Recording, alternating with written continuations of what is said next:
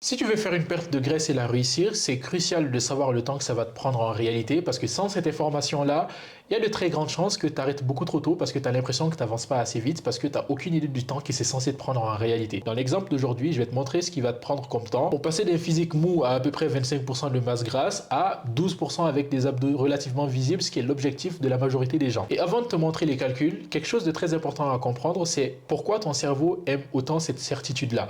Prenons l'exemple de Uber. Pourquoi Uber a si bien réussi comme entreprise? Parce qu'en soi, ça existait avant les taxis. Tu pouvais appeler des taxis et tu allais avoir quelqu'un qui allait venir te chercher.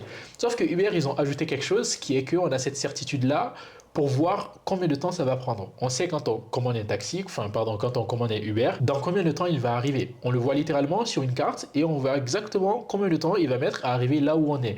Ce qui réduit complètement le niveau de stress. Parce qu'avant, tu commandais un taxi, tu es en retard, tu ne sais pas dans combien de temps il va arriver. S'il prend 2 ou 3 minutes de plus que ce que tu avais prévu, tu as l'impression que tu vas te casser la tête parce que tu n'as aucune idée de là où il en est. Et ça crée un niveau de stress qui est hyper élevé.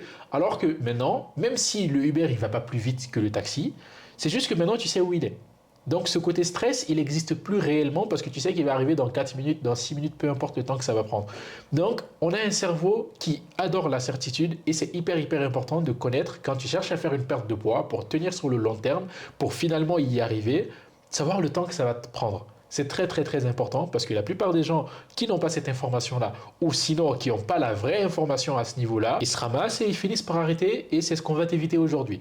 Déjà, je vais te mettre cette image-là qui va te donner un ordre de référence pour savoir à peu près à quelle masse grasse tu es en ce moment. Regarde l'image qui est le plus proche de toi et tu vas partir de cette base-là. Ça n'a pas besoin d'être complètement précis, mais ça sera un bon départ pour commencer. Donc aujourd'hui, on va prendre l'exemple de quelqu'un qui fait 92 kg à 25% de masse grasse, mais tu peux suivre exactement les mêmes calculs que je vais faire aujourd'hui dans ton cas spécifique avec la quantité de graisse que tu as à perdre.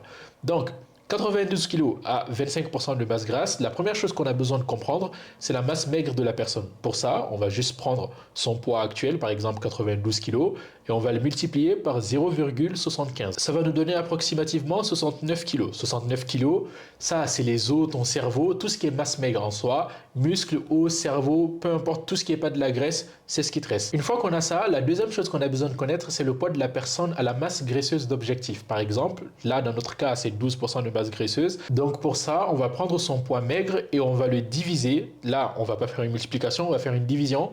On va le diviser par 0,88. Si toi, par exemple, tu veux être à 15% en poids d'objectif, au lieu de diviser par 0,88, tu vas diviser par 0,85. Ainsi de suite.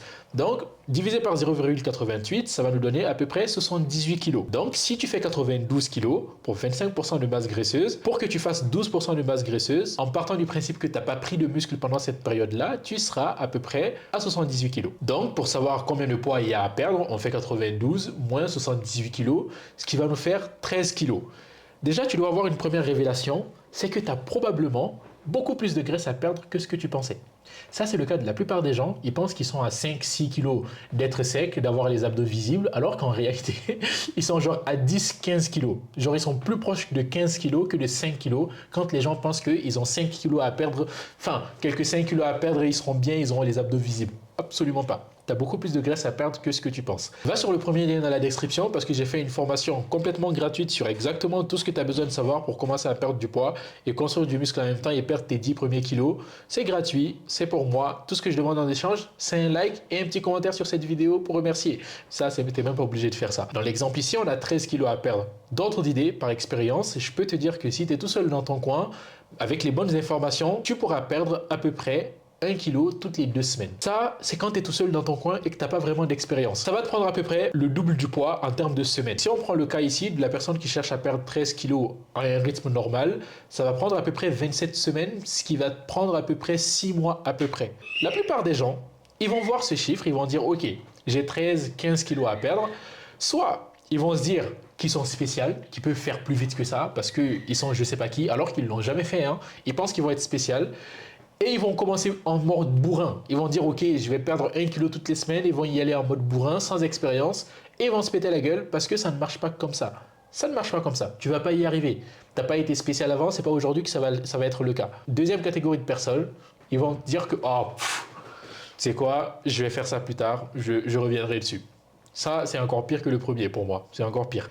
Et ça, c'est des chiffres réalistes. Ça peut aller plus vite que ça. soit pour des gens qui l'ont déjà fait. C'est pour ça que tu vas regarder des gens qui sont des coachs par exemple ou qui ont déjà de l'expérience avec ça, qui peuvent dire ok, je vais aller perdre 10 kilos en 3 mois ou en 2 mois ou même des fois en 1 mois. C'est possible quand tu l'as déjà fait et que tu as l'expérience. Moi, demain, je peux décider de perdre 10 kilos en 40 jours si je le veux.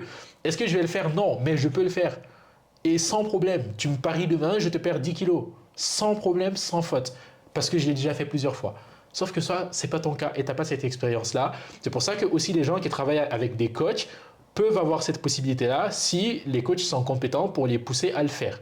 Parce qu'eux, ils n'ont certes pas l'expérience, mais s'ils travaillent avec quelqu'un qui a l'expérience, ils vont juste en fait prendre l'expérience de la personne pour le faire dans ces délais-là pour aller beaucoup plus vite. Sauf que si tu es dans ton coin et que ce n'est pas ton cas, sois réaliste et ça sera la meilleure chose que tu peux faire.